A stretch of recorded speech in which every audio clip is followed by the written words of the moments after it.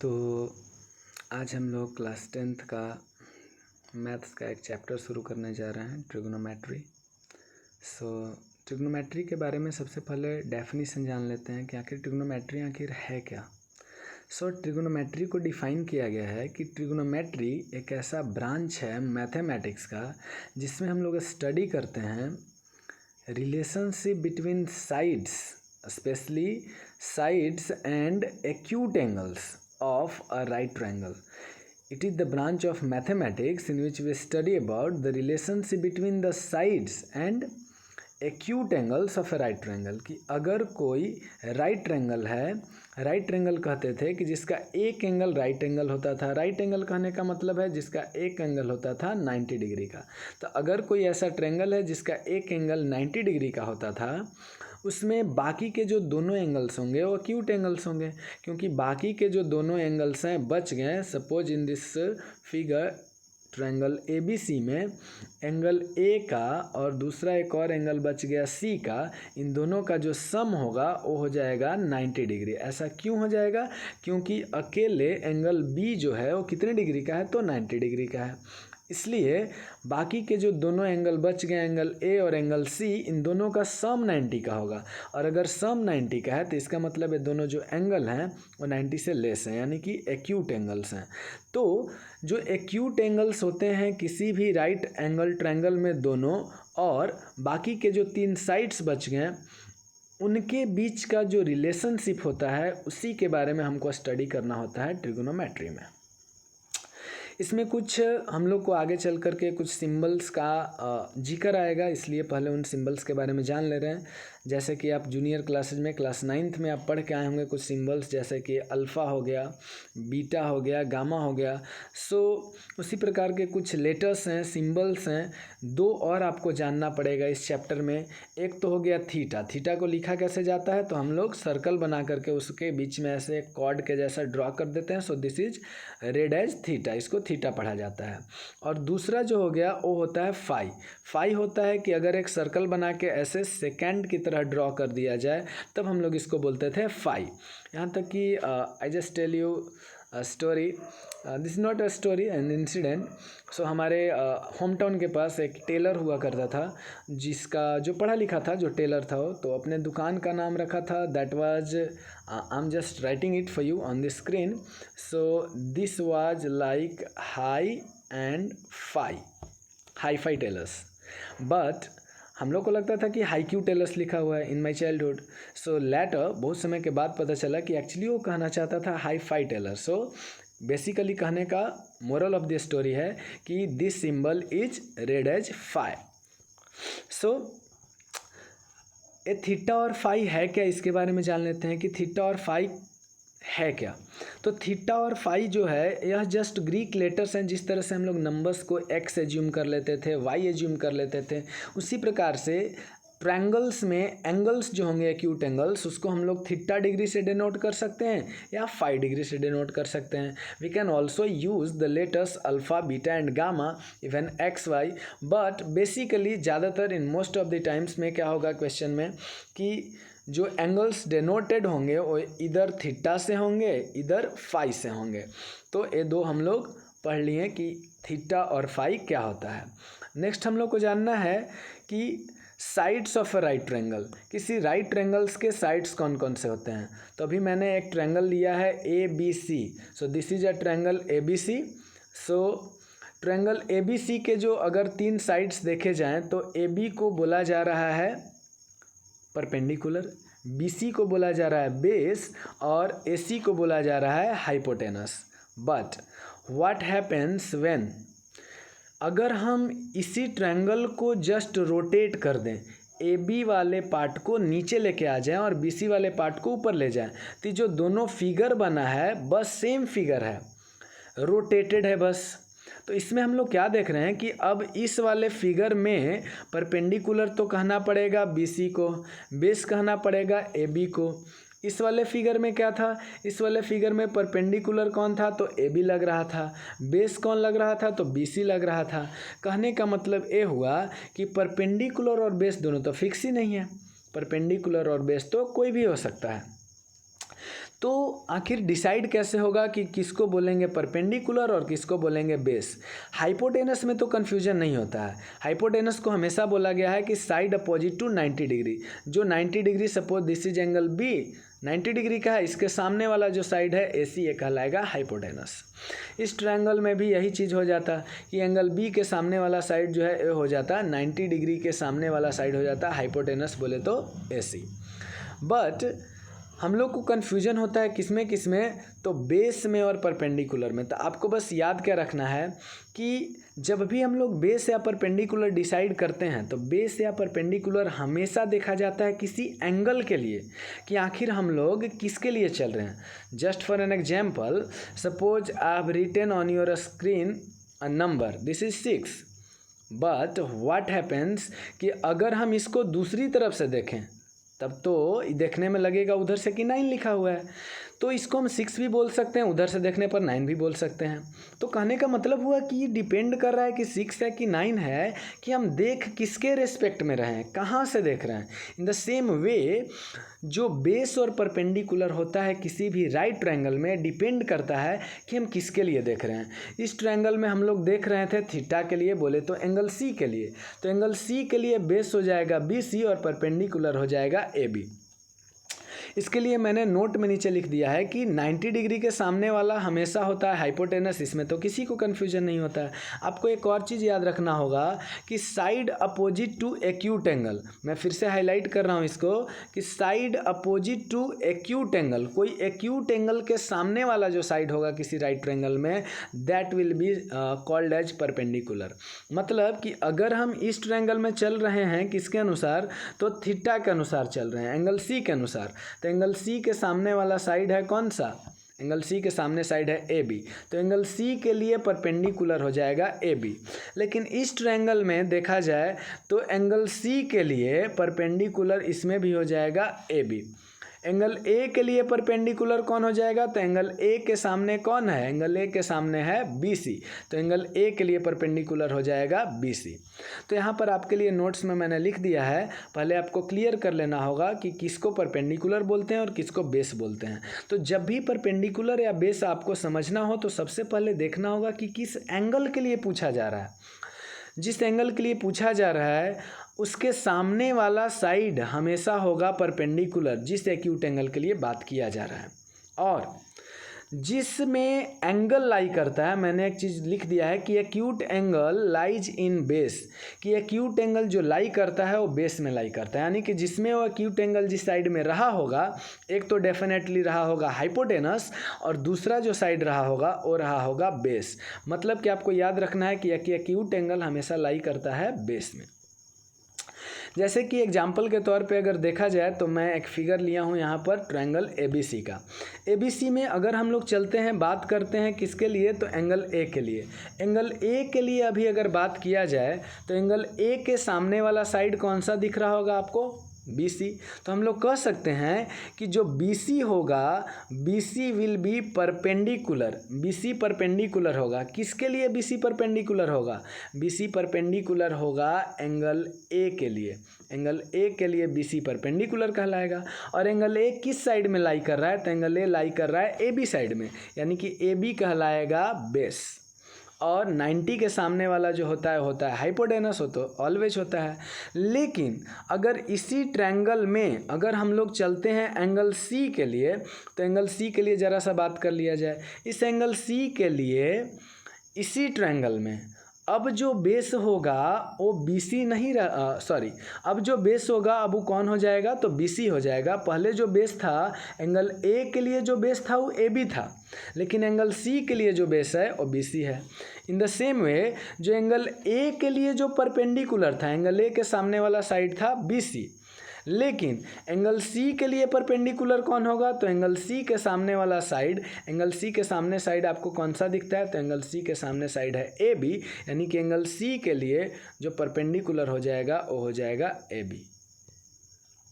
सो ये हो गया कि डिफरेंस आखिर क्या होता है परपेंडिकुलर और बेस में। ये तो हो गया बेसिक बात।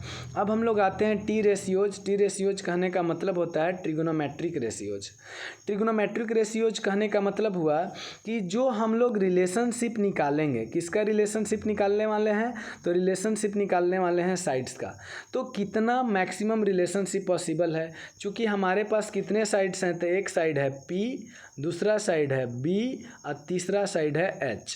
There are 3 sides P, B and H। So maximum relation possible है कि एक बार हम लोग रेशियो निकाल लें P और H का। सो दिस में बी कॉल्ड एज P/H। दूसरा हो सकता है कि हम लोग रेशियो निकाल लें किसका किसका, तो B और H का। So it might be B/H। तीसरा हो सकता है कि रेशियो निकाल लें P और B का। So it might be P/B। Lastly हम लोग ये भी कह सकते हैं कि इसका रेसिप्रोकल, मतलब जैसे P/H का रेशियो हुआ था उसी तरह से रेशियो हो सकता है किसका, H/P का। उसी प्रकार से जैसे B/H का रेशियो हुआ था उसी प्रकार से रेशियो हो सकता है H/B का। और जिस प्रकार के रेशियो हुआ था P/B का उसी प्रकार से रेशियो हो सकता है B/P का।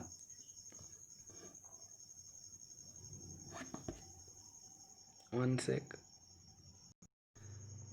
सो कहने का बस मतलब ये हुआ कि अगर 3 साइड्स हम लोगों को प्रोवाइडेड हैं P, B और H, तो मैक्सिमम रेशियोज अगर हो सकते हैं तो 6 रेशियोज मैक्सिमम हो सकते हैं। एक P/H का और दूसरा उसका रेसिप्रोकल H/P का। दूसरा हो सकता है कि B/H का और उसका रेसिप्रोकल H/B का। तीसरा हो सकता है कि P/B का और उसका रेसिप्रोकल B/P का। सो मैक्सिमम 6 रेशियो ही निकाले जा सकते हैं।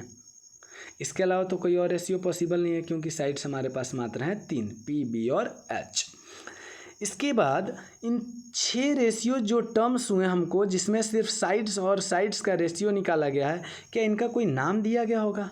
तो इनका कोई ना कोई तो रिलेशन रहा होगा एक्यूट एंगल्स के साथ, तो इनका कुछ ना कुछ नाम दिया गया है। नाम के लिए आपको 3 और 3, 3 एंड 3 वर्ड्स, आपको 6 वर्ड सीखने पड़ेंगे। एक वर्ड तो आपको सीखना पड़ेगा साइन, SINE। दूसरा वर्ड जो है वो है सेकेंड। सेकेंड किसको कहते थे, आई थिंक आप क्लास 9th में पढ़े होंगे कि अगर कोई सर्कल है उसको कोई लाइन जो है इस तरीके से कट करता है 2 पॉइंट पे, तो इसको बोलते थे, इस लाइन को बोलते थे हम लोग second. So that the second. और तीसरा जो होता है वो होता है टेंजेंट। तीसरा वर्ड टेंजेंट भी आप पढ़े होंगे कि अगर कोई सर्कल को कोई बाहर से एक लाइन टच करता है सिर्फ एक पॉइंट पे, तब इस लाइन को कहा जाता था टेंजेंट। तो 2 वर्ड तो आपका ऑलरेडी जाना पहचाना सा है, सेकेंड और टेंजेंट। एक बच गया साइन, आपको समझना है। तो 3 नाम तो हमको मिल गए हैं, साइन, सेकेंट और टेंजेंट। इसके अलावा 3 नाम इसमें और लगा है को लेटर को जोड़ करके, CO। अगर इसमें को जोड़ दें तीनों के नाम के आगे, को फॉर कॉम्प्लीमेंट्री अगर जोड़ दें तो 3 नाम और मिल जाएंगे हमको, और 6 रेशियोज के लिए नाम हमको 6 मिल जाएंगे। सो हम लोग जोड़ते हैं। सो साइन के आगे नाम अगर को लगा देंगे तो इसका नाम हो जाएगा कोसाइन। सेकेंड के आगे अगर को लगा देंगे तो हो जाएगा को सेकेंड, और टेंजेंट के आगे को लगा देंगे तो हो जाएगा को टेंजेंट। यानी कि टोटल जो हो गए हैं वो हमको 6 नाम मिल गया, जिसको इन रेशियो टर्म्स को हम नेमिंग करने के लिए यूज कर सकते हैं। हमारे पास 6 रेशियो टर्म्स थे और इन 6 रेशियो टर्म्स को नेम करने के लिए हमारे पास 6 नाम हैं। कौन कौन, तो साइन, सेकेंड और टेंजेंट। और बाकी के 6 कौन कौन है, तो इनके आगे को लगा करके को साइन, को सेकेंड एंड को टेंजेंट। अब जानना है कि किस रेशियो को क्या नाम दिया गया है, वही तो फॉर्मूला होगा। तो हम लोग को पढ़ना है on the screen, you can just सी कि जो सबसे पहला रेशियो था जिसका वैल्यू था P/H, उसका नाम दिया गया है साइन। और साइन जो हुआ होगा इसका रिलेशन रहा होगा किसी एंगल के साथ, तो एंगल को हम लोग मान लिए हैं theta. So the formula is sine theta, SINE, sine theta. But in short we just take 3 letters, so I have highlighted or underlined the 3 letters SIN। so SIN को भी हम लोग पढ़ सकते हैं साइन थीटा, और साइन थीटा का formula होता है P/H जो पहला था। दूसरा जो हमारा था, दूसरे वाला का नाम दिया गया है कोसाइन थीटा। दूसरा वाला जिसको हम बोल रहे हैं बी बाई एच को नाम दिया गया है कोसाइन थीटा। कोसाइन थीटा कहने का मतलब क्या है कि इसको अगर इसमें भी सिर्फ अगर शॉर्ट करने के लिए 3 ही लेटर्स लेते हैं जो कि अंडरलाइंड है यहाँ पर, तो इसका नाम हो जाएगा कॉस थीटा। कोसाइन थीटा को ही शॉर्ट में हम लोग कह रहे हैं कॉस थीटा, जिसका फॉर्मूला हो जाएगा बी बाई एच। तीसरा जो हो गया वो है पी बाई बी के लिए हमको नाम चाहिए था, और पी बाई बी के लिए जो नाम है वो है टेंजेंट थीटा।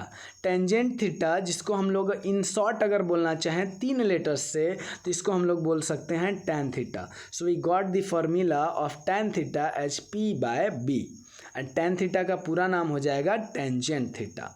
इसके अलावा जब फोर्थ वन है उसका फॉर्मूला हुआ करता था एच बाई पी, जो कि रेसिप्रोकल था साइन का, क्योंकि साइन का फॉर्मूला था पी बाई एच और इसका फॉर्मूला है एच बाई पी, तो जस्ट अपोजिट है, रेसिप्रोकल है। सो एच बाई पी के लिए एक नाम आया है कोसेकेंट थीटा। बट अगर इस बार हम 3 ही लेटर्स लेते हैं शॉर्ट करने के लिए COS, तो जो नाम है यहाँ पर हो जाएगा कॉस, यहाँ पर भी कॉस, नाम तो मैच कर जाएगा। तो इसलिए हम लोग यहाँ पर क्या किए कि यहाँ पर 3 लेटर्स न ले करके हम लोग यहाँ पर ले लिए 5 लेटर्स, और 5 लेटर्स लेने की वजह से अब कन्फ्यूजन नहीं होगा। अब इसका नाम हो जाएगा कॉसेक थीटा, जिसका फॉर्मूला हो जाएगा एच बाई पी। नेक्स्ट जो है हम लोग का 5th नंबर में है वो है सेकेंड थीटा। सेकेंड थीटा कहने का मतलब हुआ कि जिसका फॉर्मूला होता है एच बाई बी, यानी कि जो किसका रेसिप्रोकल है, कॉस थीटा का, क्योंकि कॉस थीटा का फॉर्मूला क्या था, B by H. Secant theta का फॉर्मूला है एच बाई बी, और सेकेंड थीटा में अगर हम 3 लेटर ले लें तो यहाँ पर तो कोई वैसा प्रॉब्लम है नहीं 3 लेटर से, तो 3 लेटर से यहाँ पर एक नाम बन जाता है सेक थीटा, जिसका फॉर्मूला हम लोग बोल सकते हैं H by B. The next one is the cotangent theta. Cotangent theta को अगर हम लोग फॉर्मूला से देखें तो इसका फॉर्मूला है बी बाई पी, जो कि जस्ट रेसिप्रोकल है टेंजेंट थीटा का पी बाई बी का। और कोटेंजेंट थीटा को अगर शॉर्ट में हमको बोलना होगा तो हम लोग बोल सकते हैं कॉट थीटा। सो यानी कहने का मतलब हुआ कि हम लोग 6 फार्मूला पढ़ें। 6 फार्मूला कौन कौन सा था? 6 फार्मूला में पहला फार्मूला तो हम लोग पढ़ें जिसका फार्मूला था साइन थीटा का पी बाई एच।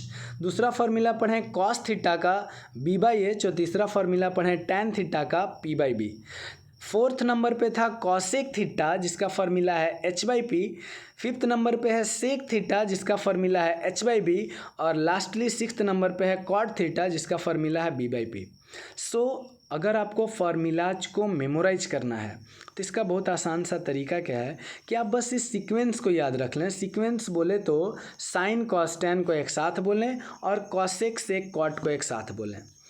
तो थीटा को अगर हटा के केवल पढ़ने के लिए, रीड करने के लिए हम ऐसे अगर बोलें sine cos tan cosec sec cot, जैसे आप नाम सुने होंगे मिल्क शेक का, बनाना शेक का, इधर से मार्केट में पीने वाला शेक आता है ना। So just speak like that no.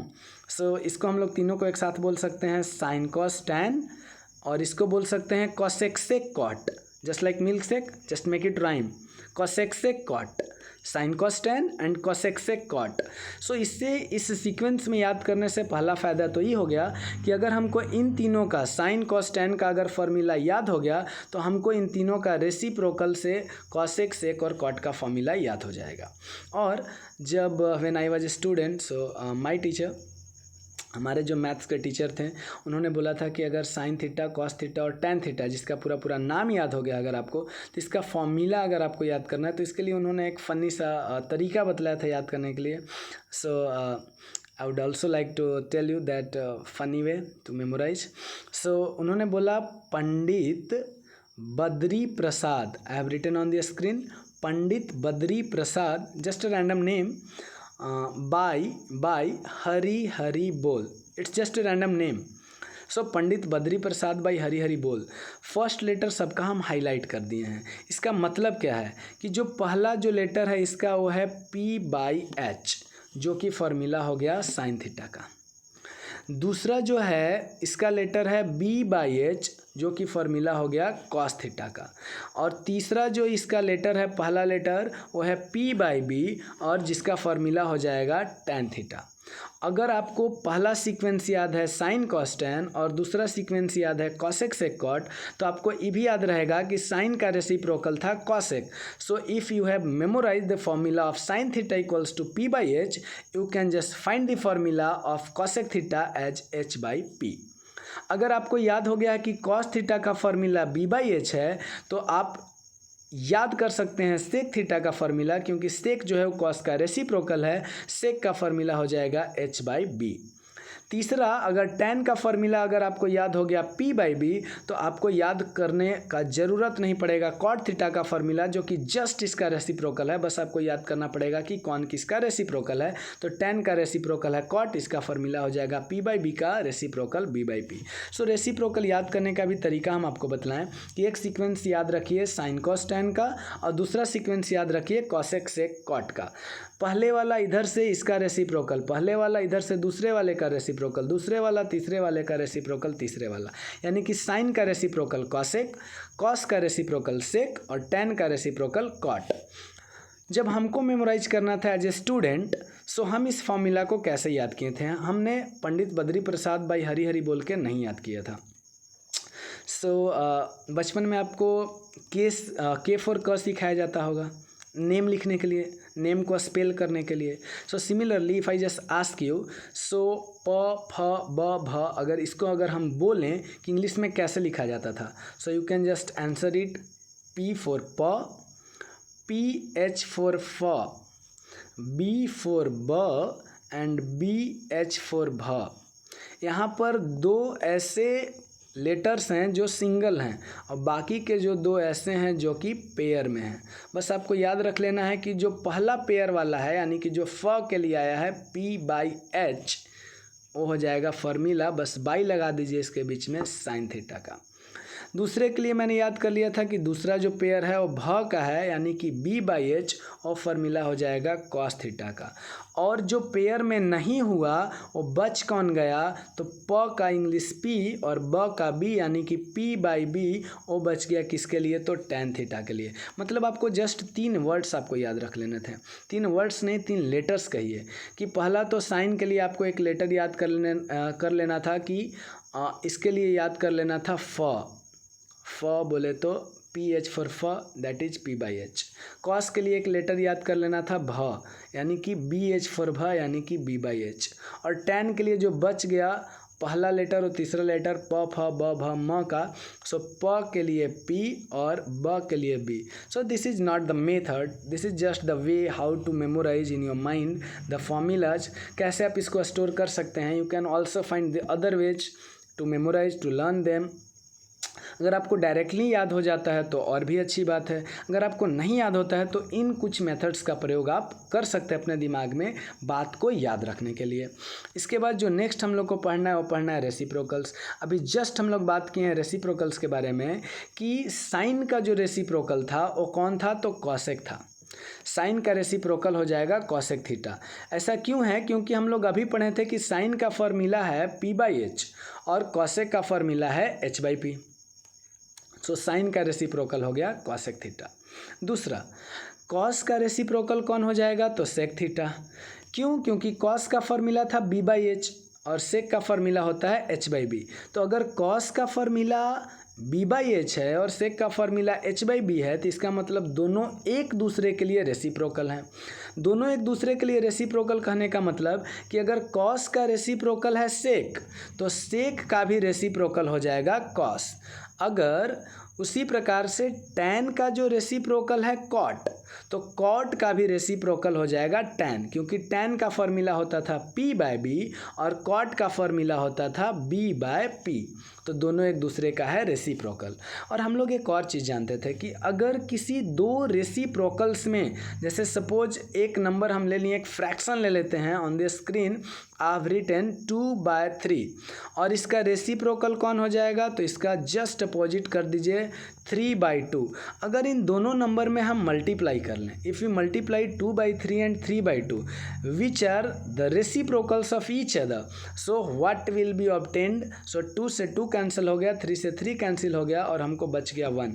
So basically moral of the बात ये हुआ कि अगर कभी भी दो रेसिप्रोकल्स को आपस में मल्टीप्लाई किया जाता है तो प्रोडक्ट हमेशा आता है कितना, तो the product will always be 1। और इसलिए हम लोग जो रेसिप्रोकल फार्मूला पढ़ें उससे एक चीज़ रिजल्ट ये निकाल सकते हैं कि साइन का अगर कभी हमको लिखना होगा वैल्यू कॉसेक के टर्म में, तो चूंकि sine is the reciprocal of cosec, तो हम लोग साइन अगर न्यूमरेटर में लिखें तो कॉसेक को लिखना होगा डिनोमिनेटर में, यानी कि साइन थीटा का फार्मूला हो जाएगा 1/कॉसेक थीटा। सिमिलरली अगर हम कॉसेक को न्यूमरेटर में लिखें तो कॉसेक को न्यूमरेटर में लिखें तो साइन को लिखना पड़ेगा डिनोमिनेटर में, तो कॉसेक थीटा का फार्मूला हो जाएगा 1/साइन थीटा, क्योंकि साइन और कॉसेक दोनों एक दूसरे का था रेसिप्रोकल। उसी प्रकार से अगर देखा जाए कॉस का रेसिप्रोकल होता था सेक। सो कॉस के जगह अगर कभी लिखना होगा तो हम लोग लिख सकते हैं 1/सेक, और अगर सेक के जगह लिखना होगा तो हम लोग लिख सकते हैं 1/कॉस, क्योंकि दोनों एक दूसरे का है reciprocal. In the same way tan का रेसिप्रोकल हम लोग देखें कि होता था कॉट थीटा। सो अगर टैन थीटा के बदले में लिखना होगा तो हम लोग लिख सकते हैं 1/कॉट थीटा, और कॉट थीटा को लिखना होगा तो लिख सकते हैं हम लोग 1/टैन theta. So we can just see that कि दोनों जो है एक दूसरे के टर्म में कन्वर्ट किया जा सकता है, साइन को कॉसेक के टर्म में, कॉसेक को साइन के टर्म में, कॉस को सेक के टर्म में, सेक को कॉस के टर्म में, टैन को कॉट के टर्म में और कॉट को टैन के टर्म में। बस ध्यान क्या रखना होगा कि एक को रखते हैं अगर न्यूमरेटर में तो दूसरे को रखना पड़ेगा डिनोमिनेटर में। और इसी से एक और बात हम लोग डिराइव क्या कर सकते हैं, अभी जस्ट हम आपको बतलाए थे कि अगर दो रेसिप्रोकल्स को मल्टीप्लाई किया जाता है तो the product will always be 1। So sine और कॉसेक दोनों एक दूसरे का है रेसिप्रोकल, सो अगर हम इन दोनों को मल्टीप्लाई करें तो प्रोडक्ट आ जाएगा 1। इन द सेम वे अगर हम मल्टीप्लाई कर लेते हैं कॉस और सेक को, क्योंकि कॉस और सेक भी दोनों एक दूसरे का है reciprocal, so once again the product will be 1। And in the same way, if we multiply tan and cot, so tan theta multiplied by cot theta, the result will be once again 1, because tan and cot are reciprocals of each other. You will have to remember the reciprocals. सो आगे हम लोग को पढ़ना है, next जो formulas के बारे में पढ़ना है वो पढ़ना है स्क्वायर फॉर्मूलाज। सो ऐसा नाम नहीं है स्क्वायर फॉर्मूलाज, जैसे हम याद रखने के लिए आपको इनका नाम दे दिए हैं square formulas. Square formulas basically 3 ही हैं, लेकिन इन तीनों से हम लोग और भी फार्मूला डिराइव करके रखे हुए हैं। इसमें जो सबसे पहला स्क्वायर फार्मूला जो हम लोग को पढ़ना है वो पढ़ना है sine square theta plus cos square theta, sine square theta. So जो फर्स्ट फार्मूला हम लोग को पढ़ना था वो था sine square theta plus cos square theta equals to 1। अगर इसी फार्मूला से अगर हम लोग साइड चेंज साइन चेंज करें तो एक फार्मूला और डिराइव हो सकता है, और वो फार्मूला हो जाएगा किसका, तो साइन स्क्वायर का। साइन स्क्वायर का फार्मूला अगर आपको डिराइव करना है तो कॉस स्क्वायर को हम लोग ले जाना पड़ेगा RHS में, तो फार्मूला मिल जाएगा 1 माइनस कॉस स्क्वायर थीटा। क्योंकि कॉस स्क्वायर LHS में था प्लस में, तो RHS में गया तो हो गया माइनस में। इसी फॉर्मूला से एक और निकाल सकते हैं हम साइन थीटा का फार्मूला। साइन थीटा फार्मूला कहने का मतलब कि अगर हम यहाँ से स्क्वायर हटाएंगे तो दूसरी तरफ जाएगा अंडर रूट में। So we will get the formula sine theta equals to 1 minus cos square theta, और इस पूरे का हो जाएगा अंडर रूट। एक और चीज़ आपको यहाँ पर इंटरेस्टिंग फैक्ट याद रखना है, क्या मज़े की बात है कि कभी अगर हम लोग लिखा हुआ है सपोज साइन थीटा और साइन थीटा का है whole square, so sine theta का कभी अगर आप होल स्क्वायर कर रहे हो तो इसका वैल्यू होता है साइन स्क्वायर थीटा। कभी भी आप साइन स्क्वायर, और अगर आपको ए लग रहा है कि थीटा भी तो स्क्वायर होना चाहिए क्योंकि वो भी तो होल स्क्वायर के अंदर है, तो आप थीटा का भी स्क्वायर अगर कर देते हैं so this will be incorrect. ऐसा क्यों होगा, क्योंकि थीटा जो था कोई एंगल का वैल्यू था। We will not square the value of an angle, so हम लोग केवल नाम पे स्क्वायर कर देंगे, एंगल पे स्क्वायर नहीं करेंगे। सो कभी अगर साइन थीटा का होल स्क्वायर लिखा हुआ हो या सिर्फ और सिर्फ साइन स्क्वायर थीटा लिखा हुआ हो तो दोनों का मतलब सेम ही होता है। इसका मतलब कभी भी साइन स्क्वायर थीटा स्क्वायर नहीं हो सकता है, नेवर एवर। सो हम लोग यहाँ से पहला फार्मूला से दो फार्मूलाज निकाल लिए। सिमिलरली अगर इसी फार्मूला से अगर हम कॉस स्क्वायर थीटा का फार्मूला बनाना चाहते हैं तो हमको साइन स्क्वायर थीटा को RHS में लेके आना पड़ता। सो कॉस स्क्वायर थीटा का फार्मूला बनता 1 माइनस साइन स्क्वायर थीटा, क्योंकि साइन स्क्वायर थीटा इधर प्लस में, इधर RHS में जाएगा तो हो जाएगा माइनस में। और अगर हम इधर से स्क्वायर हटा दें तो एक और फार्मूला मिल जाएगा under root 1 minus sine square theta. So this was the first square formula. So basically जो स्क्वायर फार्मूला है पहला वाला ए है sine square theta plus cos square theta equals to 1, आपको याद तो ही रखना है। और बाकी के जो ए फार्मूलाज हो गए, ये चारों फार्मूलाज तो आप खुद से मन में रैंडमली बना सकते हैं। It will not take much time, ये चारों तो कभी भी आप बना सकते हैं अपने मन में। सो दूसरा जो हम लोग को स्क्वायर फार्मूला में पढ़ना है that is sec square theta minus tan square theta. Sec square theta minus tan square theta का ये फार्मूला है, इसका वैल्यू है 1। सो अगर हम यहाँ से फिर से फार्मूला बनाएं किसके लिए, तो सेक स्क्वायर थीटा का फार्मूला बनाएं तो टैन स्क्वायर है इधर माइनस में, टैन स्क्वायर को ले जाएंगे दूसरी तरफ तो ये हो जाएगा प्लस में। So will get the value of sec square theta. So sec square theta का वैल्यू हो जाएगा 1 plus tan square theta. In the same way कि अगर हम यहाँ पर से स्क्वायर को सिर्फ रिमूव कर लें, सेक स्क्वायर थीटा से स्क्वायर रिमूव कर लिए तो ये बच गया सेक थीटा, तो इधर से स्क्वायर रिमूव किए हैं तो RHS में हमको ले जाना पड़ेगा अंडर रूट में। So the formula will be under root 1 plus tan square theta.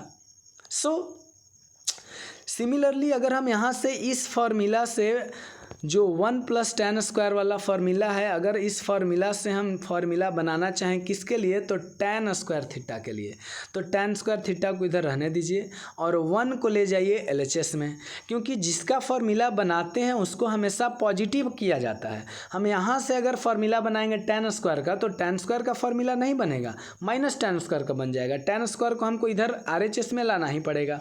सो हम लोग इस फार्मूला से चल रहे हैं कि टैन स्क्वायर का फार्मूला हम बना रहे हैं तो टैन स्क्वायर को RHS में रख लिए, 1 को ले गए हम लोग किधर, तो LHS में, तो फार्मूला बन गया सेक स्क्वायर थीटा माइनस 1। या इसी बात को दूसरे तरीका से अगर लिखा जाए तो इसी बात को लिखा जा सकता है कि टैन स्क्वायर थीटा का क्या फार्मूला हुआ, तो फार्मूला हुआ सेक स्क्वायर थीटा माइनस 1। और अगर हम यहाँ से सिर्फ टैन थीटा का फार्मूला निकालना चाहें, स्क्वायर हटा दें तो स्क्वायर रिमूव किया जाएगा अगर LHS से, तो RHS में चला जाएगा under root. So the formula will be sec square theta minus 1. So this was the second formula of a square formula. The third one is the cosec square theta minus cot square theta. Cosec square minus cosec square theta minus cot square theta, इसका भी जो value है वो है 1। सो अगर इससे भी अगर हम फार्मूला निकालना चाहें किसका, तो कॉसेक स्क्वायर का फार्मूला निकालना चाहें तो कॉट स्क्वायर को ले जाना पड़ेगा RHS में। कॉट स्क्वायर जो कि LHS में है माइनस साइन के साथ, RHS में जाएगा तो प्लस हो जाएगा। तो इसका मतलब कि कॉसेक स्क्वायर थीटा का फार्मूला बन जाएगा 1 प्लस कॉट स्क्वायर थीटा। अगर हम यहाँ से स्क्वायर को रिमूव कर देते हैं, सिर्फ कॉसेक थीटा का फार्मूला निकालना चाहें तो स्क्वायर हटेगा तो दूसरी तरफ चला जाएगा अंडर रूट में, यानी कि कॉसेक थीटा का जो फार्मूला हो जाएगा वो हो जाएगा under root 1 plus cot square theta. अगर इस फार्मूला से हम वैल्यू निकाल लेते हैं कॉट स्क्वायर थीटा का, सो 1 को ले जाना पड़ेगा दूसरी तरफ LHS में। सो यहाँ पर 1 था प्लस में, इधर जाएगा तो हो जाएगा माइनस में। सो कॉट स्क्वायर थीटा का फार्मूला मिल गया हमको कॉसेक स्क्वायर थीटा माइनस 1। या इसी बात को इस तरीके से भी लिखा जा सकता है कि cot square theta equals to cosec square theta minus 1 in the same way. और अगर हम यहाँ से सिर्फ कॉट थीटा का वैल्यू निकालना चाहें तो इधर से स्क्वायर को रिमूव किए हैं तो दूसरी तरफ जाएगा तो अंडर रूट में चला जाएगा, ए हो जाएगा under root cosec square theta minus 1। So इस वीडियो में बस इतना ही, और बाकी के जो फॉर्मूलाज, जो स्क्वायर फार्मूलाज थे वो बने कैसे हैं इसके बारे में हम लोग अगले वीडियो में डिस्कस करेंगे। आज के लिए बस इतना ही। Good night, bye bye, good night, see you all, bye. I am signing off now. Thanks.